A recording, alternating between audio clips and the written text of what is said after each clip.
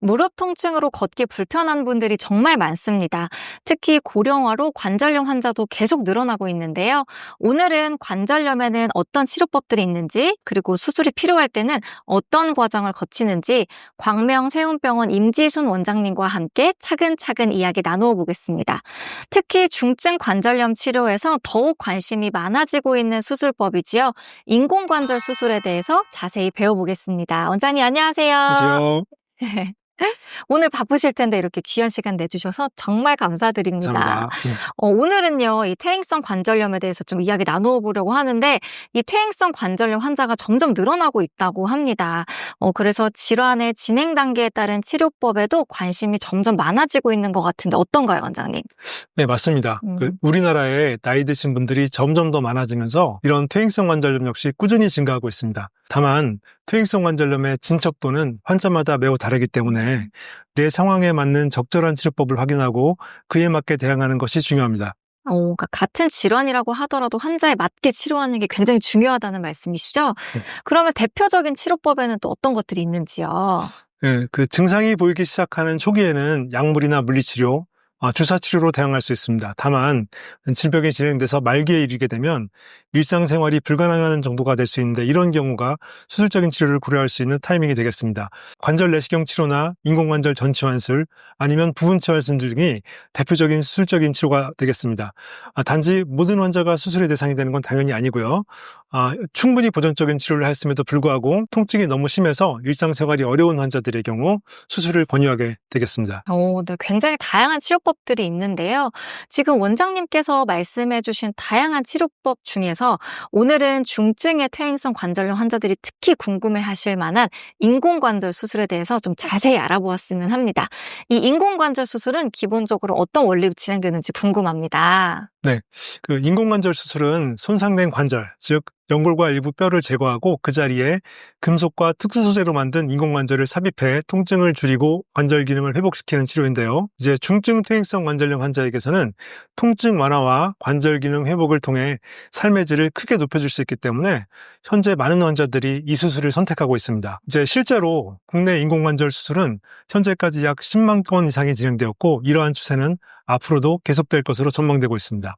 그렇군요. 앞으로 이 인공관절 수술이 점점 더 대중적인 치료법으로 좀 자리매김하지 않을까 이런 생각이 듭니다. 맞습니다. 더욱이 최근 의료계에서는 개개인의 무릎 구조와 기능을 고려한 환자별 맞춤형 접근이 중요하다는 의견이 나오면서 기존의 전통적인 인공관절 수술에서 시행한 기계적인 정렬 방식을 개선하기 위해 로봇 시스템이 도입되고 있습니다. 아니, 인공관절 수술에도 로봇이 도입된다고요? 이거는 좀 흥미로운 내용인데요? 네, 맞습니다.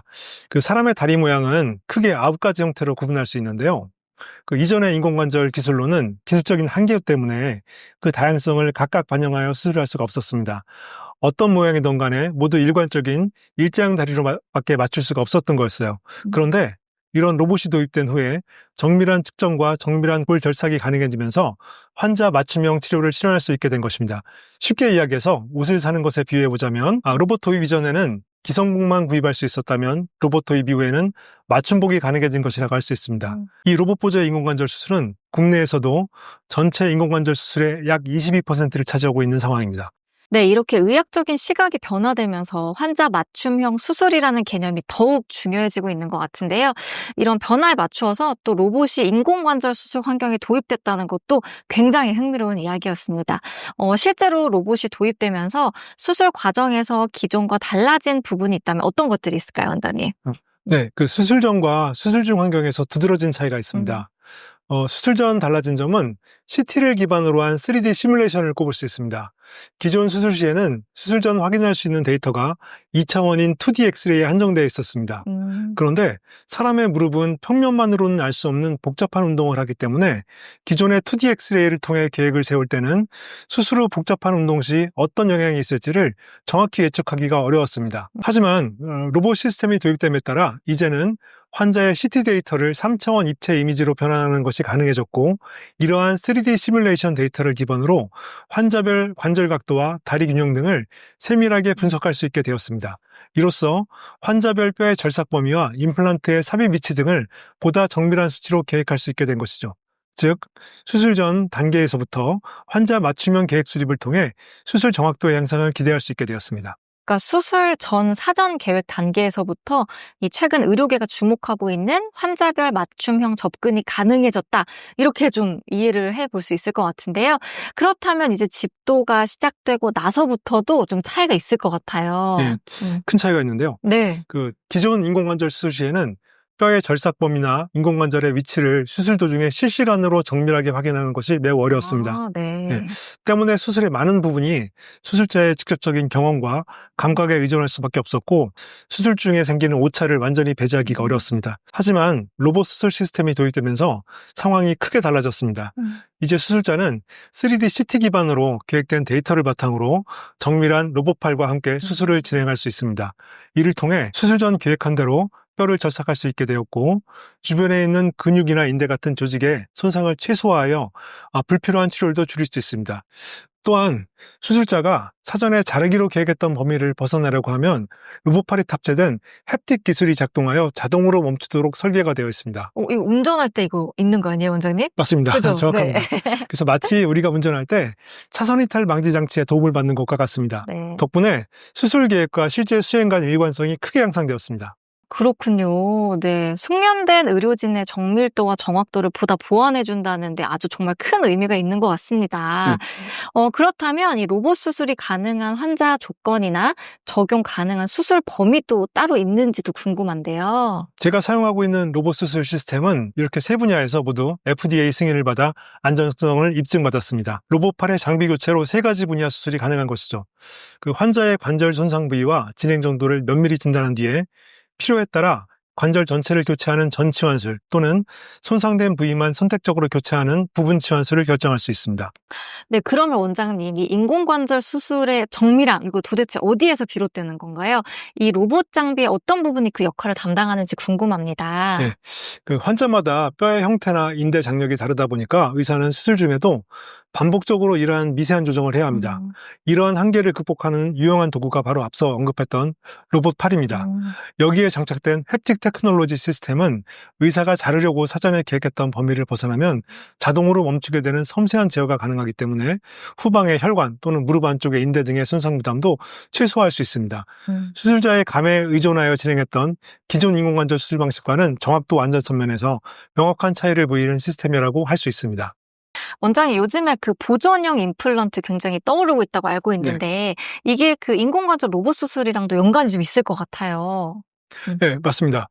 보존형 임플란트는 인공관절 수술에서 환자의 무릎 구조 중 정상적으로 잘 기능하고 있는 부위들은 가능한 남겨두면서 손상된 부분에만 임플란트를 삽입하는 방식을 말합니다. 조금 풀어서 설명드리자면 우리 무릎 관절 안쪽에는 전방 십자인대나 후방 십자인대와 같은 관절 안정성을 유지하는 중요한 구조들이 있는데요. 보존형 임플란트는 이런 구조들은 최대한 유지하고 손상된 연골이나 뼈만 최소한도로 다듬어서 인공관절을 넣는 것입니다. 지금 앞에 보이는 모델이 인공관절 실제 모델인데요. 네. 이렇게 인공관절을 집어넣을 때 기존 방식으로 할 때는 속에 있는 십자인대 등을 전부 다 제거하고 인공관절을 하는 방식을 주로 채택하고 있었는데 로봇 기술이 가능해짐에 따라 특히 후방 십자인대라는 구조가 있습니다. 무릎 가장 뒤쪽에 홈이 들어있는 요 자리에 들어있는 구조인데요. 무릎의 후방 안정성에 굉장히 중요한 기능을 하는 구조입니다. 그래서 이런 것들을 다치지 않게 세밀하게 절제할 수 있게 되기 때문에 그런 것들을 보완 채로 나머지 인공관절을 집어넣는 이런 보존형 인공관절 수술이 가능하게 됐습니다. 이렇게 수술을 하게 되면 무릎이 보다 자연스럽게 움직이고 안정감이 유지된다는 이러한 장점이 있습니다. 또한 본래의 관절 구조를 일부 보존하기 때문에 무릎을 굽히거나 펴는 등 자연스러운 운동 범위를 회복하는 데 더 유리합니다. 그리고 로봇 시스템이 가지고 있는 또 하나의 중요한 기능은 바로 다이나믹 밸런싱입니다. 무릎을 굽혔다 폈다 하면서 관절 안에 인대 장력이나 정렬 상태를 수치로 보여주는 이 기능은 임플란트를 삽입하기 전 실제 관절의 움직임을 미리 시연해 볼 수 있다는 점에서 굉장히 유용합니다. 그래서 수술자는 이 데이터를 바탕으로 임플란트 위치를 미세 조정해서 더 자연스럽고 균형 잡힌 관절 기능을 구현할 수 있습니다. 이 시스템 역시 환자 맞춤형 수술을 안정적으로 교환하는데 매우 큰 역할을 하고 있다고 할 수 있습니다. 사실 미리 예측하고 한다는 게 저는 수술자분의 입장도 그렇고 환자분의 입장에서도 훨씬 더 좀 안정감 있게 수술을 진행할 수 있지 않을까 이런 생각이 듭니다. 그런데 이 인공관절 수술을 고민하시는 분들은요, 이 회복이나 합병증 그리고 인공관절이 수명이 있지는 않을까 이런 걱정을 좀 하실 수도 있을 것 같아요. 그래서 로봇 수술이 도입되면서 이런 부분에도 좀 변화가 생겼는지요? 환자분들의 무릎에 딱 맞게 수술할 수 있게 되면서 회복이 더 빠르고 오히려 만족도도 더 높아졌습니다.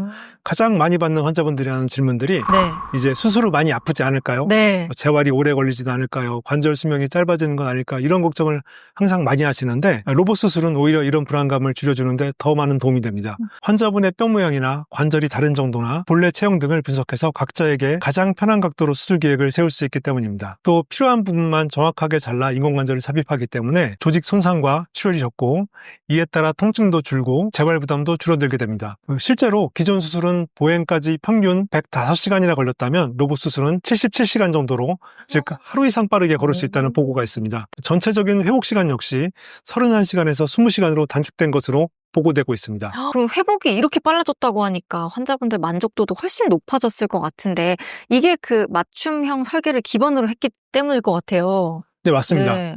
사람마다 다리 모양이 모두 다르기 때문에 기존의 방식인 무조건 일자로 이제 형틀에 대고 찍어대는 것처럼 공장에서 찍어대는 것처럼 맞추는 이런 수술은 오히려 불편할 수 있습니다. 로봇 보조 인공관절 수술은 각자에게 가장 자연스럽고 균형 잡힌 정렬을 찾아주기 때문에 수술 후 걷는 느낌이 더 편안하고 자연스럽다는 분들이 많습니다. 그래서 전반적인 만족도도 더 높아지는 경향이 있습니다. 물론 어떤 수술을 하든 간에 환자의 꾸준한 사후관리도 빼놓을 수 없는 중요한 포인트인데요. 수술 후에도 체중을 일정 수준으로 유지해서 무릎 부담을 덜어내고 과하지 않은 선에서 하체 근육을 강화해주는 것이 필요하겠습니다. 네, 원장님 자세한 설명 정말 감사드립니다. 최근에 저희 부모님들이나 아는 어르신 분들도 무릎 관절염 고민하시는 분들 정말 많은데요. 이 인공관절 로봇 수술도 한번 고려해보면 정말 좋겠습니다. 그리고 마지막으로 궁금한 게 있는데요. 무릎 퇴행성 관절염 조기 알아차릴 수 있는 신호 있을까요? 예, 있습니다. 아침에 일어나거나 오래 앉았다가 일어설 때 무릎이 뻣뻣하거나 계단에서 시큰거림이 느껴진다면 퇴행성 관절염의 초기 신호일 수 있으며 이는 고관절에서도 비슷한 통증이 나타날 수 있습니다. 그래서 이러한 증상들이 반복되거나 2주 이상 지속되면 병원을 찾아서 관절 연골 손상 여부를 확인하는 것이 중요합니다. 특히 요즘처럼 추운 날씨에는 이미 닳아있는 관절이 온도, 기압 변화에 민감해져서 통증이 더 심해질 수 있으므로 증상이 나타날 때는 빠른 진료가 필요합니다. 무엇보다 수술 없이 관절을 건강하게 관리하는 것이 가장 좋은데 무리가 되지 않는 적당한 운동과 체중 조절 그리고 생활습관 개선이 핵심입니다. 스트레칭이나 평지 걷기, 수영처럼 관절에 부담이 적은 운동이 근력을 강화해 관절의 안정성을 높여주며 비만 관리 역시 증상 완화에 효과적입니다. 일상에서는 좌식보다는 의자 생활을 권하고 가부좌 자세는 피하는 것이 좋습니다. 그렇군요. 네, 일단 최대한 이 퇴행을 피해야 되기 때문에 우리가 노력해야 할 것들도 분명히 좀 있을 것 같습니다. 오늘 임지순 원장님 모시고 중증의 퇴행성 관절염 치료 대안이 되고 있는 인공관절 수술, 특히 로봇이 보조하는 인공관절 수술에 대해 자세히 알아보았습니다. 마지막으로 좀 짚어주실 내용이 있으실까요? 네, 요즘 의료계에서 더욱 주목하고 있는 것이 환자 중심의 치료이듯이 앞으로 인공관절 수술 역시 한 사람 한 사람의 관절 상태에 더욱 정밀하게 맞춰가는 방식으로 발전할 것입니다. 인공관절 로봇 수술이 그 변화를 가장 잘 보여주는 예라고 할 수 있습니다. 아직은 비용이나 접근성 측면에서 개선이 필요한 부분이 있지만 수술의 정확도와 장기적인 결과를 고려한다면 충분히 가치 있는 수술법입니다. 무엇보다 중요한 것은 내 무릎이 현재 어떤 상태인지를 정확히 평가받는 것입니다. 단순히 통증만으로 판단하기보다 관절 손상 정도를 객관적인 영상과 진단을 통해 확인하고 그 결과에 따라 약물치료, 주사치료, 부분치환술, 로봇 인공관절, 전치환술 등 나에게 가장 적합한 방법을 선택하는 것이 좋습니다. 사실 기술보다 더 중요한 건 환자 중심의 시각을 가진 의료진과의 만남입니다. 내 몸에 꼭 맞는 치료 계획을 채워나가는 과정이 진정한 회복의 시작이 될 것입니다. 네, 원장님께서 마지막 당부사항까지 짚어주셨는데요. 오늘 원장님 덕분에 인공관절 수술에 대해서 정말 자세히 알아볼 수 있는 시간이 되었던 것 같습니다. 마지막으로 다시 한번 감사드리며 인터뷰 마무리해보겠습니다. 감사합니다. 감사합니다.